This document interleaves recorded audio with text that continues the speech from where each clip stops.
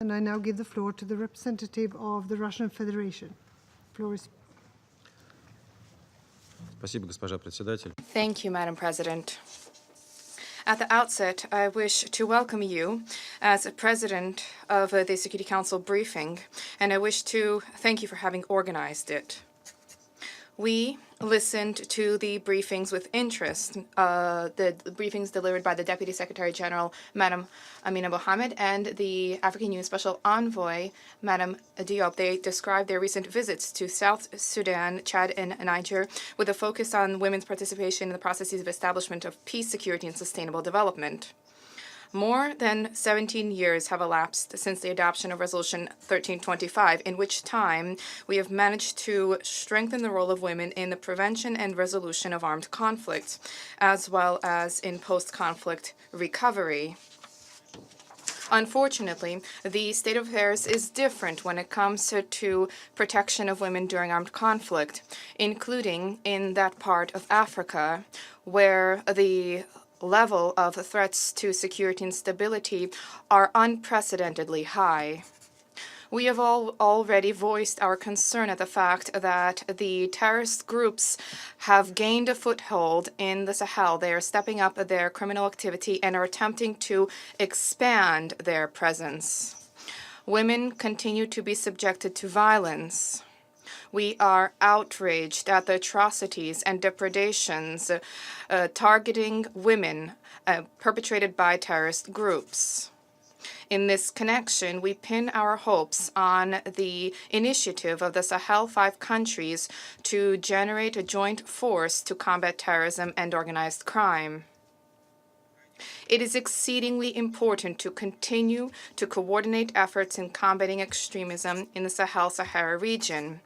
We are convinced of the need to effectively counter the proliferation of extremist ideology and to effectively tackle socioeconomic problems plaguing countries in the region, as well as to shore up their institutions of state governance. A key role in the above challenges falls to the UN Comprehensive Strategy for the Sahel.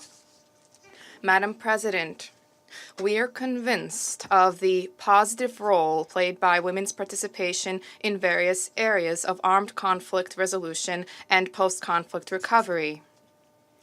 Women's direct engagement in armed conflict prevention and post-conflict rebuilding, in our view, constitutes a key premise to stamping out violence against them. The Security Council's annual debates on women, peace, and security are opportunities to monitor overall progress in improvement of women's protection during armed conflict and to ensure women's full-fledged and effective participation in conflict prevention and resolution efforts. However, when it comes to specific situations, it is important to account for their specific features. We believe that the primary role in the protection of women during all stages of armed conflict falls to national governments, whereas those measures undertaken by United Nations system bodies and civil society should be geared towards supporting and supplementing the efforts undertaken by states.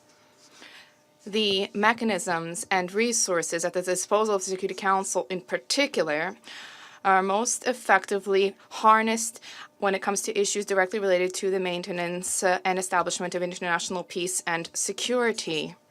With respect to such key issues as gender equality and advancement of women, in those areas, specialized United Nations bodies and mechanisms are working effectively to address them, and Russia stands ready to do everything possible to assist these bodies in carrying out these objectives.